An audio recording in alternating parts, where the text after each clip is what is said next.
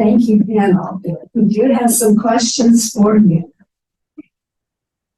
There still are claims that there is waste in county government and that more cuts can be made. I believe you've been addressing this, but how would you respond to somebody that says the county is wasteful and there's just extra money there that's being, do you want to address that? Yeah, Francis, I just wanted to add, my department, for example, prosecution services, it's just about $2 million. It's $1,939,720.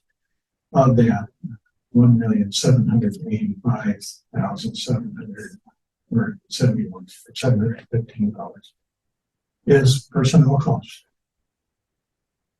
The rest, another $54,000, is cost in running the office, supplies, computers. Had to pay the margins for my lawyers. They have to be trained. The order requires what they do 45 hours of continuing legal education every 3 years. What you pay for that? My trial expenses. I get $30,000 a year to spend on trials. Well, I got one trial that I'm going to be doing in February, where I've already spent $13,000 in that case. I don't know. The only place I could cut would be personnel, because I can't cut my services anymore.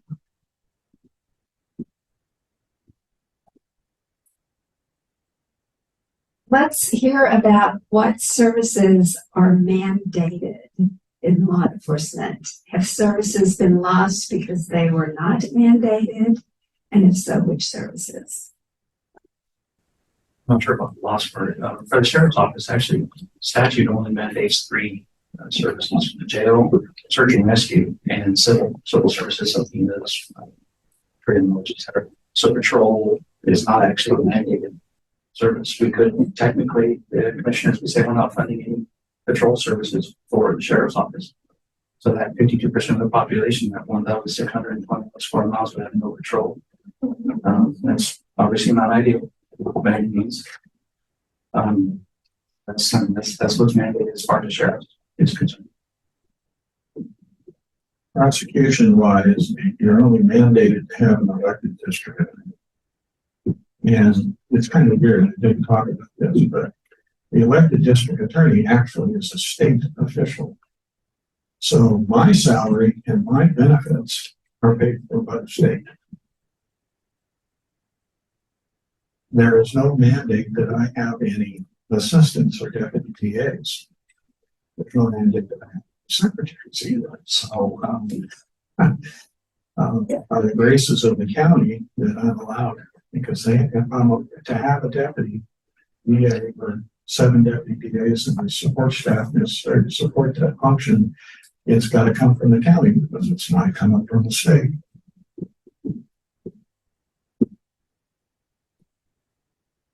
And again, particularly in public safety, if you underfund one function, it renders the rest of the functions.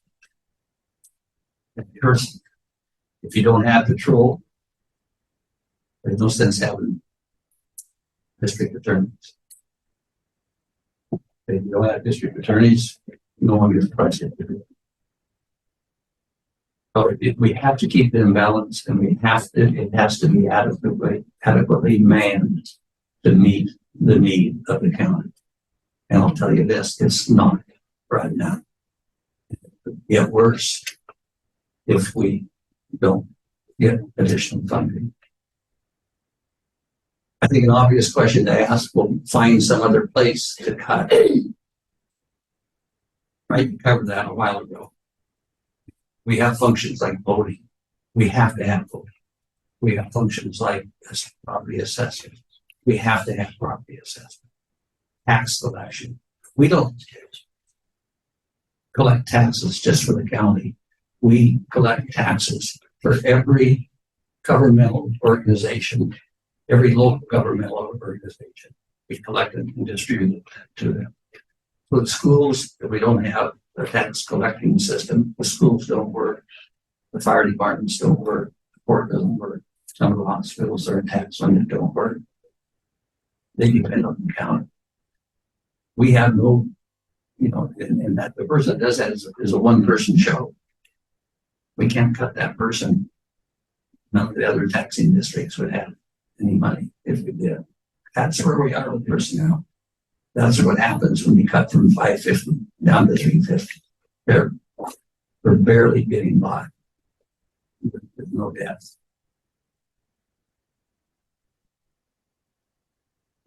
This is to John Sweet and Gabe Fabrizio.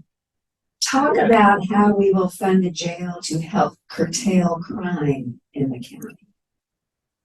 This was ID'd as the best way to reduce crime. The jail seems to have the nexus for reducing crime. I totally agree with that. The funding's there. The commissioners gave us the funding to bring us up to the average. I mean, really, the increase they gave us brought us up to the state average for the jails. It's increased the interest quite a bit. Like I said, I don't want to talk numbers, but we've received enough applications, hopefully, to meet that 8% criteria for application to hire. And then even busting our behinds trying to get through that 8% to get the jail open, but it does take some time. We've been processing quite a bit. We have a lot of backgrounds out with our investigators right now. A lot in the works. So the funding part, I think, right now is there for this year. The concern is sustaining that over the next couple of years, which is what the Commissioner talks about. I'll get back up. I think I can speak loudly enough. We funded a lot of our public safety personnel costs out of reserve. That's a one-shot deal. Once they're the end of this fiscal year, we have to have a new source of money because this money is currently being used to fund to raise our compensation package to the point that we're competitive. Yeah, the ones we're losing now we lost one recently because he wanted to run his own business. We're arguing against that again. That lost one before that because she was tired of the politics of Oregon. And there was no compensation that would have made up for her she moved to Florida, wanted to leave Oregon. Can't argue that.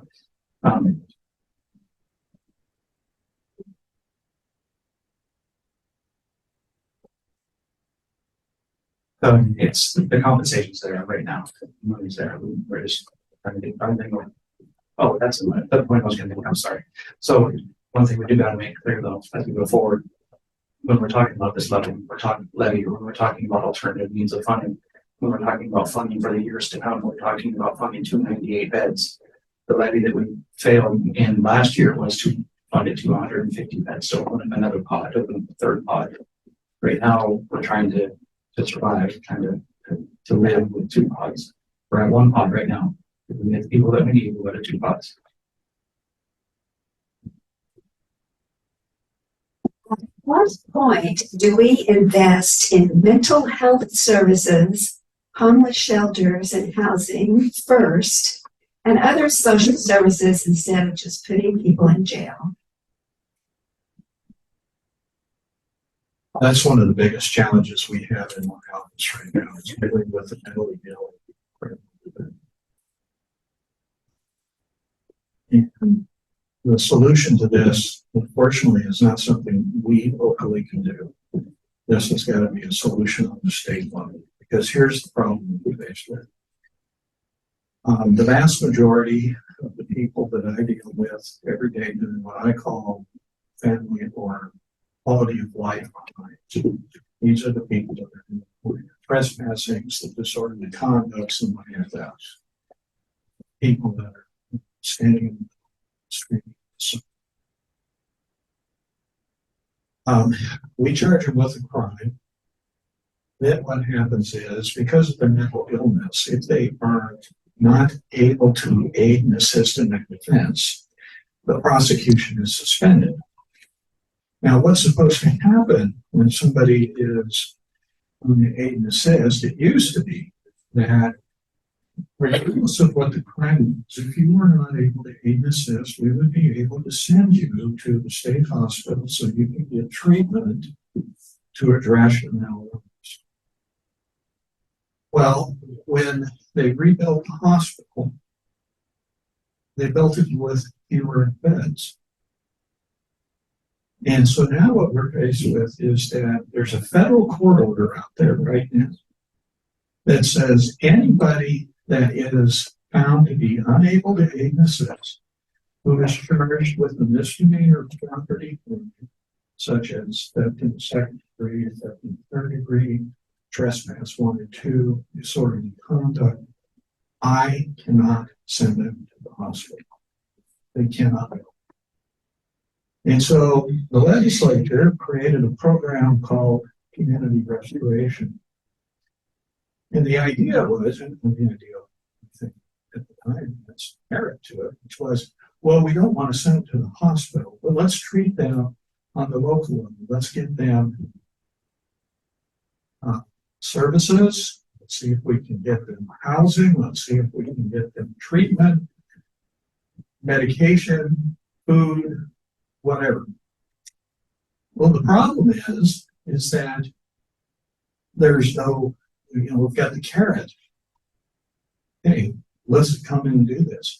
But if they say no, if they refuse to participate in the program, then there's nothing to do from the criminal justice side of things. And so what's happening now, we have, I think, I was looking at the numbers the other day, we have about 18 or 19 people currently in community restoration, and the vast majority of them are not compliant. So we file a motion with the court and say, Judge, they're not doing what they're supposed to do. Used to be in that situation, the state would make an exception and say, okay, if community restoration isn't working, send them to the hospital. But Judge Monsman of the federal court just earlier this year just said, no, that's not happening anymore because there's no room in the inn and you need to make room for people charged with more serious crimes for aid and assist issues.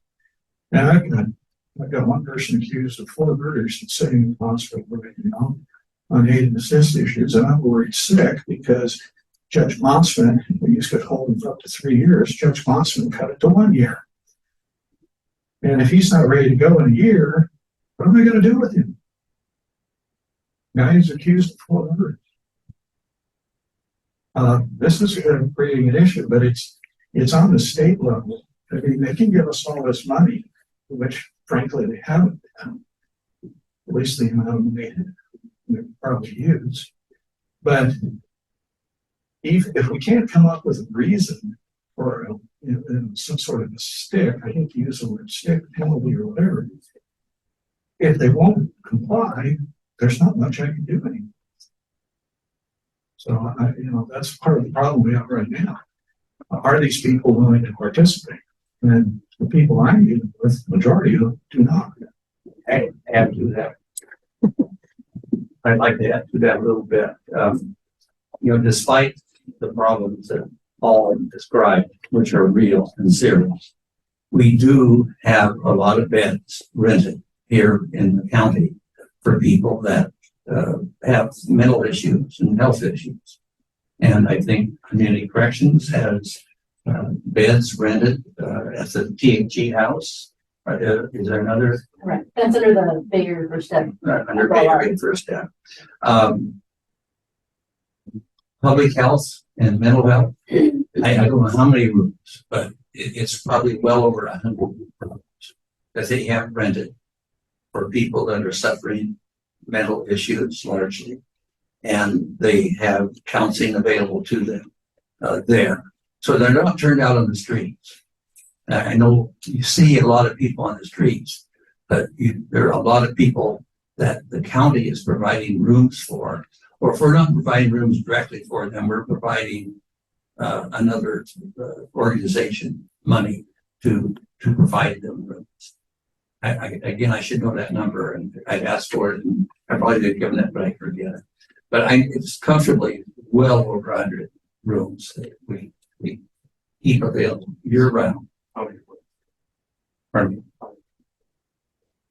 Oh yeah, and the sheriff did ask me to make sure that comes from dedicated state funds, not county funds. Yeah, most of our these services are funded by federal or state government. As I described earlier, community corrections, which is parole and probation, is funded by the savings the state enjoys by not having to have those people in prison. Coos Health and Wellness and Coos Mental Health are funded by essentially what we sometimes call Obamacare.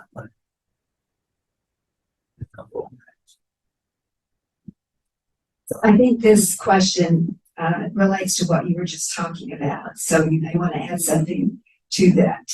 In what ways does the Coos County Sheriff's Office interact with other agencies and social services to address mental health and social needs of the people brought to the sheriff officer's attention? And how does this impact the overall budget? Depends on the need, really.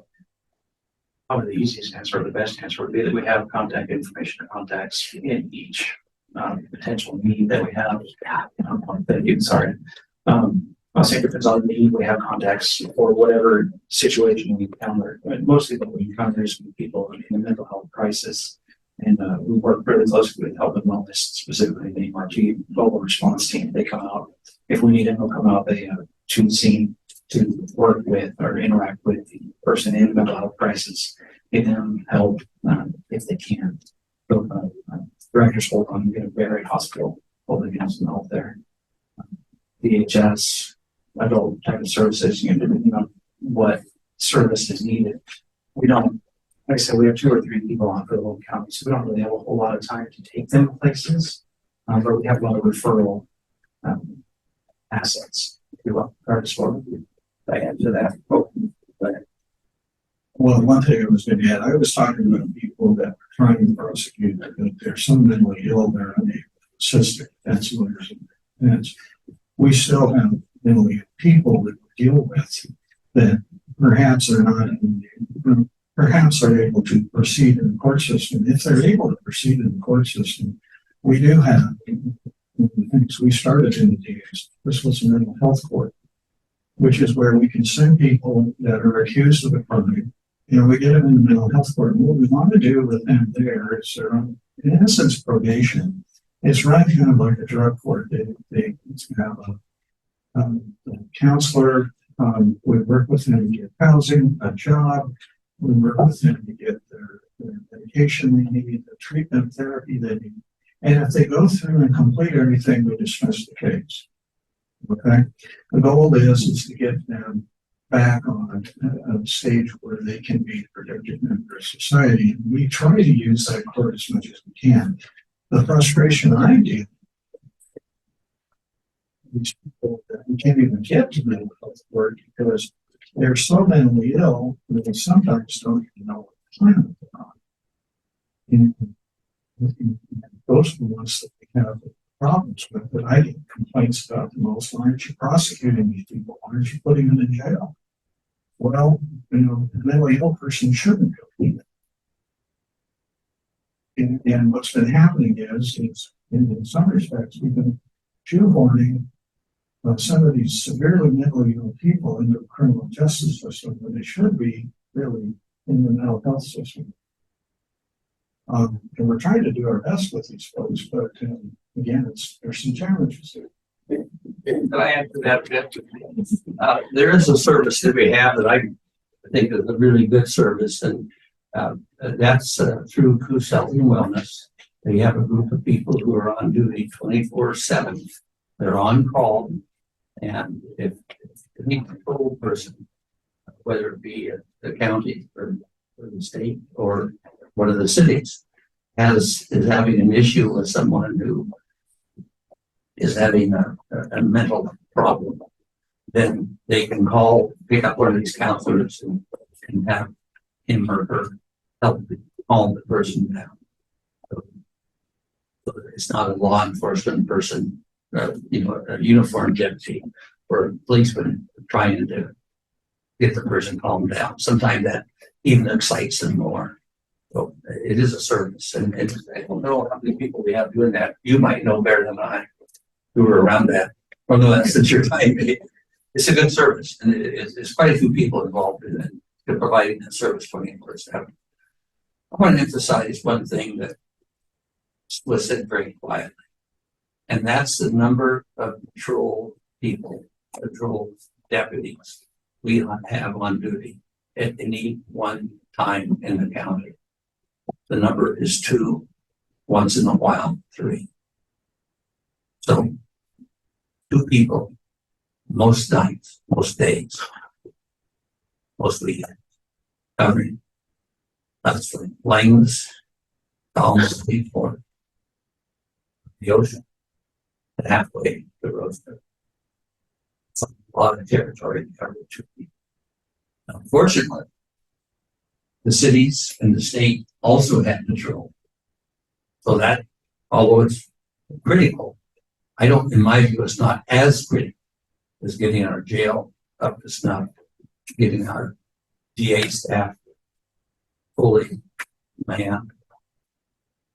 We're in pretty good shape, I think, at community corrections. They just need more customers in order to continue getting funding. So Sheriff, just to confirm, if you had unlimited qualified applicants, could you open a second pot in the jail with the budget you have today? Yes.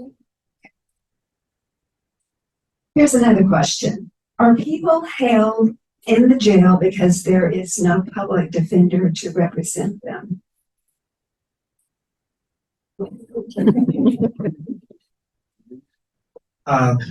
That's one of the other issues that we're faced with. When you read about it in the paper or you hear on the news all the time that there's a shortage of public defenders across the state. And this is a problem in Coos County. We do have people that are charged with crimes and they don't have a lawyer. It used to be, and I say used to be, that, well, for example, have an individual who convicted again back in, I think, 2017 of multiple sexual crimes against his stepmother. And I won't bore the details, but because it was a non-unanimous jury, the case has been sent back for trial.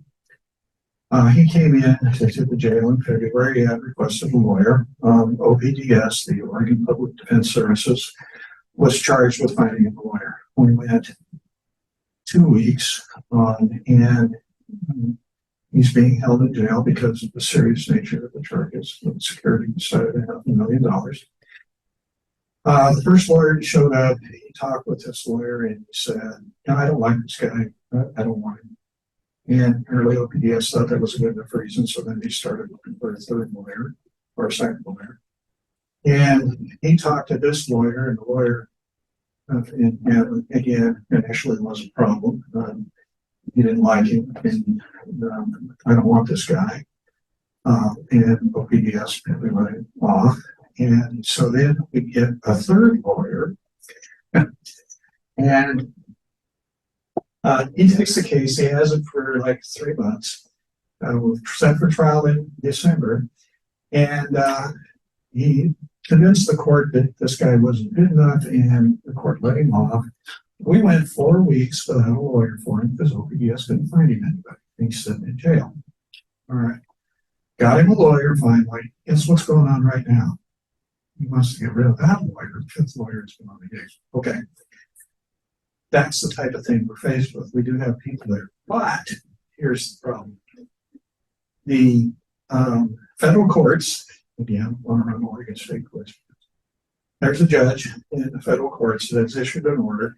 It hasn't been issued against Coos County yet, but we feel it's coming. It was issued against Washington County. And basically it says, if you don't have a lawyer within 10 days, we don't care what you're charged with, you get out. Okay? And Judge Milne has decided that that's something we need to follow. I've said, we haven't been ordered to do this yet. I don't think this is a good idea until we're ordered to do it. So that's my concern, is we do have some people that have been in there 3 or 4 or 5 weeks, haven't had a lawyer yet. That's not going to happen anymore. And it doesn't matter what they're accused with. It could be a DUI. Hopefully we're not holding people on DUIs, but I've got people that are out of custody that have been out of custody over a year on a misdemeanor case that OPDS hasn't found over. That case is in limbo. So, long story short, no, they're out in 10 days if they don't have a lawyer. I want to add something to that again. There are a lot of problems imposed on the county by actions of higher government. They might make life difficult for us. But I don't want you to think that that is the only problem we have. Money is the biggest problem we have. We can't wait for the federal government to start harvesting timber and give us a share of the proceeds like they used to. I don't think it's reasonable to expect people to donate money, although that keeps coming up. I think the only reasonable answer is a tax increase. We've got, if we want a good public safety system, we've got to take responsibility for that ourselves. We can always look and say, oh, it wouldn't be so bad, or probably be so bad if the state didn't do that, or the federal judge didn't do this. But we still need to have a system that works. And if we don't, it's not going to be a fun place to live. Should the cities be contributing to the jail's funding? Well, you can make an argument for that, but everyone in the city pays taxes to the county. So why would, I think the argument would be we already do. Why should we pay more than people that live in the county? I think they have a good argument. Most of the people in jail probably live in one of our towns. But I think those towns, I know there's people, I have commissioners that would argue with me on this, but I think it's a losing argument. The cities are already paying. The only thing the cities pay for double a little bit is patrol. You pay for your own patrol. You pay a little bit for the two guys we have on the road. The other side of the argument, which I don't know what would happen with the other side of the argument, is actually doing a historical analysis of how defense is done by each city and that as a percentage of total cost of jail.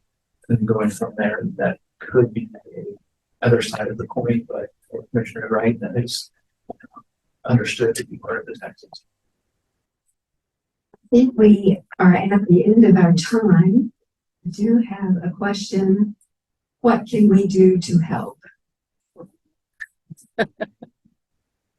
I think try to remember as much as you can what we talked about tonight. Try to take the opportunity when you have it, or make the opportunity to talk about the issue. So let's give a round of applause